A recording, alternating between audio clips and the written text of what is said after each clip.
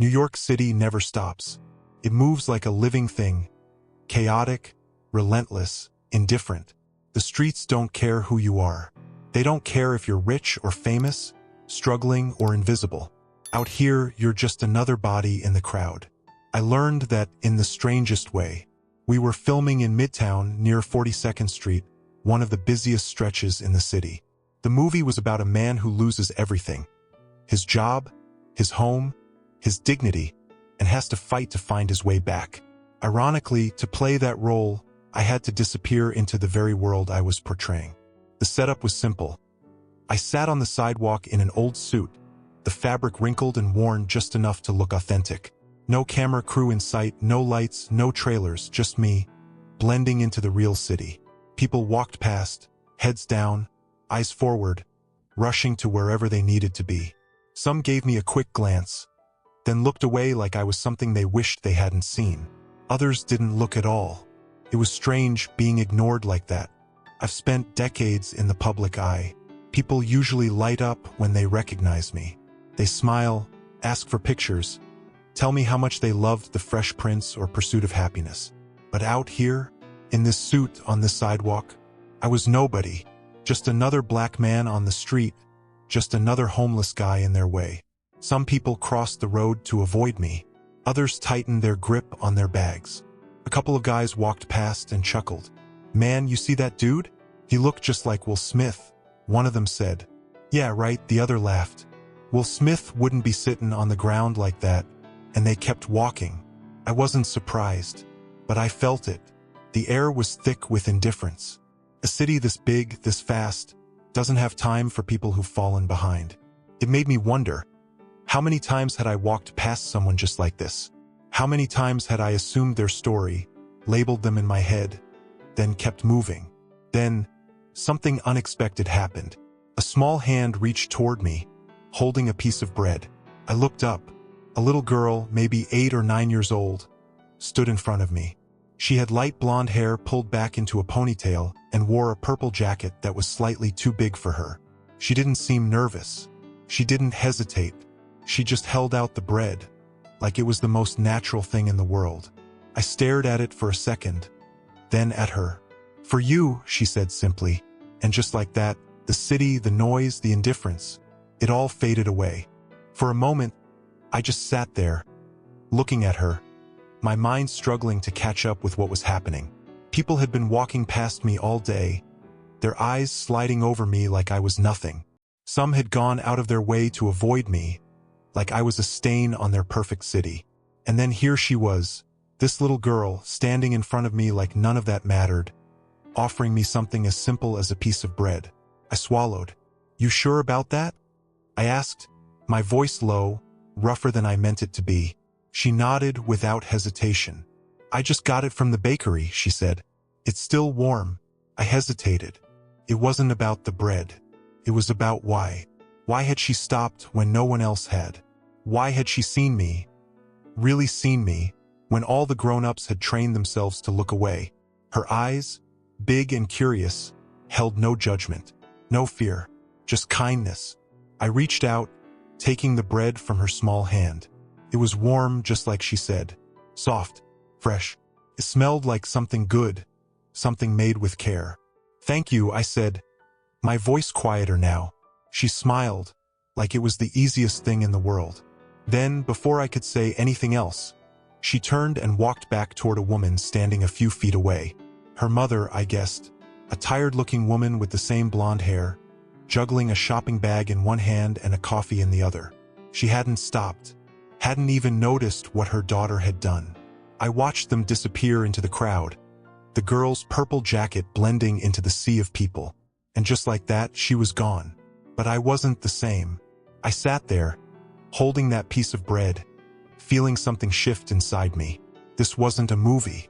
There were no cameras rolling, no script, no crew waiting to call cut.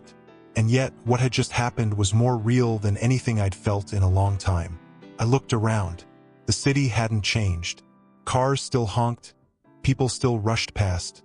The smell of hot dogs and garbage still mixed in the air. But I had changed. I took a slow bite of the bread, letting its warmth spread through me. One small act of kindness. That's all it took. One moment. One person who refused to look away. I didn't know her name. I didn't know her story. But I knew one thing. I had to find her again. I didn't leave the sidewalk right away. I sat there, chewing the bread slowly, letting the warmth of it linger on my tongue. It wasn't just food, it was something else. Something I couldn't quite name. A reminder, maybe, that no matter how much the world ignored you, kindness could still exist in the smallest, most unexpected places. But that moment of peace didn't last long.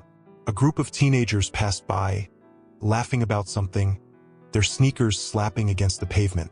One of them glanced in my direction and did a double take.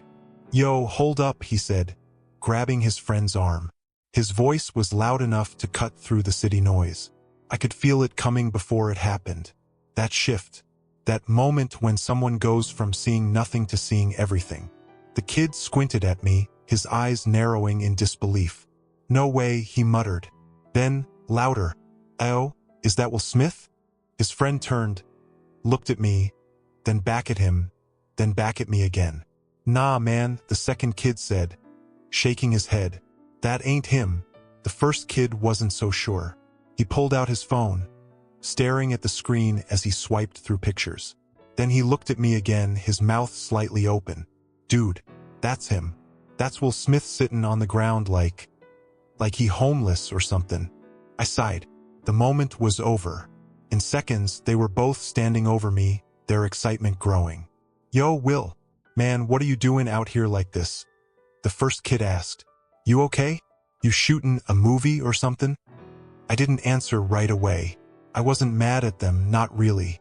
They were just kids, excited to see somebody famous in a place they didn't expect. But something about it sat heavy in my chest. Nobody had cared when I was just a man in a suit on the sidewalk. But now that I was Will Smith again, suddenly I mattered. I forced a smile, trying to keep my voice light. "Yeah, man, just filming something. Wanted to see how people react, you know." They laughed, nudging each other like they were in on some big secret. "That's crazy, man," the second kid said. "I thought you was just some regular dude. People was walking right past you." I nodded slowly.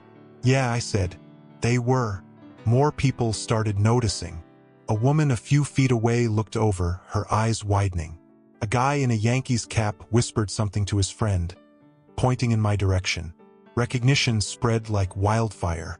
I stood up before the crowd could grow any bigger, brushing the wrinkles out of my jacket. The weight of their stares pressed against me. Different now, heavier in a way that had nothing to do with my own body. When they thought I was homeless, I was invisible. Now that they knew my name, I was suddenly worth looking at. I wasn't sure which one felt worse. I needed to get out of there, but not before I found that little girl. I moved fast, slipping through the crowd before more people could gather. New York didn't care about much, but once a scene started, it could turn into a full-blown spectacle in seconds. The last thing I needed was a swarm of people pulling out their phones, recording, asking questions I wasn't ready to answer. I ducked into a side street, shaking off the eyes that had been locked on me just moments before. The energy was still buzzing around me, but my mind was somewhere else. The girl. She had given me something real, something honest. In a city full of people too busy, too distracted, or maybe just too scared to care. I couldn't let her kindness slip into just another forgotten moment. I had to find her. But how? I didn't know her name. I had no idea where she lived. The only clue I had was that slightly oversized purple jacket and the fresh bread she'd been holding. The bakery. It wasn't much to go on, but it was something. I retraced my steps, moving back through the area, scanning every corner, every passing face. The streets were packed, bodies weaving in and out, voices blending into an endless hum of car horns, conversations, and street performers trying to make a dollar. Then, across the street, I spotted it. A small bakery tucked between two larger storefronts, the kind of place that had been around forever, passed down through generations. The glass display case was filled with golden brown loaves, pastries dusted with sugar, and fresh rolls stacked neatly in baskets. That had to be it. I pushed open the door, and a tiny bell jingled above my head. The smell of warm bread and cinnamon wrapped around me instantly, a stark contrast to the cold city air outside. A middle-aged woman behind the counter looked up, her hands dusted with flour. "Good afternoon," she said with a polite smile. I nodded. "Afternoon. Hey, I know this might be a weird question, but I'm looking for a little girl, maybe 8 or 9 years old. Blonde hair, purple jacket. She was in here earlier, I think." The woman blinked, her smile fading slightly. "Is something wrong?" No, I said quickly. "She did something kind. I wanted to thank her properly." She studied me for a moment, like she was trying to decide if I was telling the truth. Then finally she nodded. "She comes in a few times a week with her mother. They don't buy much, just a roll or two. Sometimes I give her an extra one for free." Sweet girl. I felt something tighten in my chest. "Do you know her name?" I asked. The woman thought for a second. "I believe it's Emily." Emily. Finally, a name. And now I had to find her. I rolled the name around in my head. Emily. Felt like a small victory, like I had taken one step closer to making things right. But just knowing her name wasn't enough. New York City was a massive, shifting maze of people. Finding one little girl in it, that was a different kind of challenge. I leaned on the bakery counter. "Do you know where she lives?" I asked, hoping the woman behind the register wouldn't find me suspicious. She wiped her hands on her apron, her expression cautious. "Sorry, I can't give out that kind of information." I nodded, understanding. I wouldn't want a stranger asking about my kids either. "What about the direction they go when they leave?" I tried. "Do they head uptown? Downtown?" She hesitated, then sighed. "I've seen them walk toward the subway entrance down the block. The number 6 train. That was something." I thanked her, grabbed a cinnamon roll on impulse, because if I was going to be searching the streets, I might as well do it with good food and step back outside. The cold hit me immediately, but I barely noticed. My mind was locked on one thing, Emily. I made my way to the subway entrance the baker had mentioned. It was packed as usual. People rushed up and down the stairs, shoving past each other, earbuds in, faces set in that classic New York expression of "don't talk to me, don't look at me, keep it moving." I stood near the entrance, scanning every small figure in a purple jacket. Nothing. Minutes passed, then more. I checked my watch. The afternoon was slipping away, and with each passing moment, my chances of finding her got smaller. Doubt started creeping in. Maybe this was a lost cause. Maybe she was already home, curled up in her tiny apartment, completely unaware that the man she had helped was out here searching for her. Maybe. Then I saw her. She was walking up the stairs, holding her mother's hand, that same slightly oversized purple jacket wrapped tight around her small frame. My heart kicked up a notch. I moved toward them, careful not to startle them. "Excuse me," I said, keeping my voice gentle. Her mother turned first, her tired eyes landing on me with mild suspicion. Emily, however, looked up, and recognition flickered across her face. I crouched down so I was at her level. "Hey, Emily," I said. "Remember me?" She nodded, smiling a little. "You're the man with the suit." I chuckled. "Yeah, that's me." Her mother glanced between us, clearly confused. "I'm sorry, do we know you?" I hesitated, then stood back up. "My name is Will. Will Smith." She blinked, then frowned like she was trying to place the name. Then, slowly, her eyes widened. Her mouth opened slightly, but no words came out. Emily just kept looking at me, completely unfazed. And that was what made me sure. She hadn't helped me because of who I was. She had helped me because it was the right thing to do. Now it was my turn to do something for her. Emily's mother stood frozen, her expression shifting from confusion to shock. She blinked, then let out a breathy laugh, the kind that escapes when your brain is still trying to catch up with reality. "You're Will Smith?" she asked, her voice barely above a whisper. I smiled. "Yeah." She shook her head, clearly still processing. I didn't even recognize you." I nodded. "Most people didn't." Emily, on the other hand, was unfazed. She just kept looking up at me with the same quiet curiosity she had when she first handed me that piece of bread. "You're famous?" she asked. I chuckled. "Something like that." She tilted her head. "Then why were you sitting on the ground like that?" Her question hit me harder than I expected. I crouched down again, meeting her gaze. "Because I was playing a part," I said. "For a movie. I wanted to see how people would treat me if they thought I had nothing." Emily thought about that for a second. Then, in the way only kids can, she asked the question that really mattered. "Did they treat you nice?" I exhaled, shaking my head. "Not really." Her little face scrunched up like she was trying to make sense of something that shouldn't make sense. "But why?" I smiled, but there was sadness behind it. "That's a good question." Her mother was watching closely now, her hand resting gently on Emily's shoulder.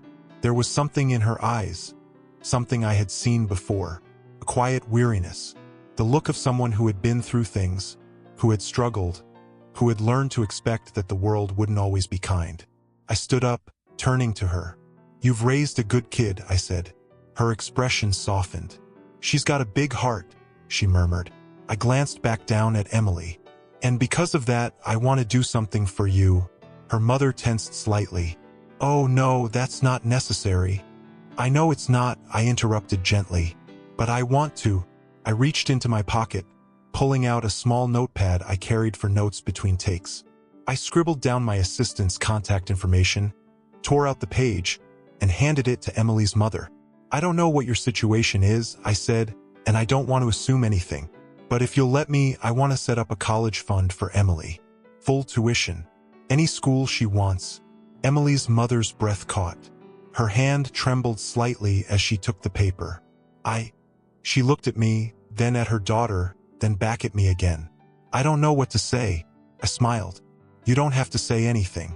Just promise me one thing." She nodded quickly. "Anything?" I turned back to Emily. "Promise me you'll keep that kindness," I said. "That you'll keep seeing people the way you saw me. No matter who they are, no matter what they look like."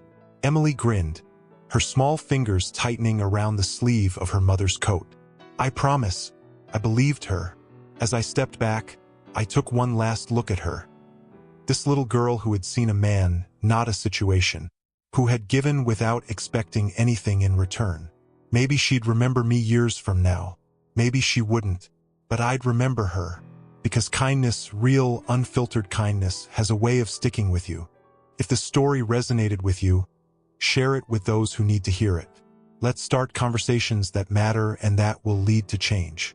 Subscribe to our channel for more stories like this that challenge us, inspire us, and remind us of what we are capable of when we stand up for what is right.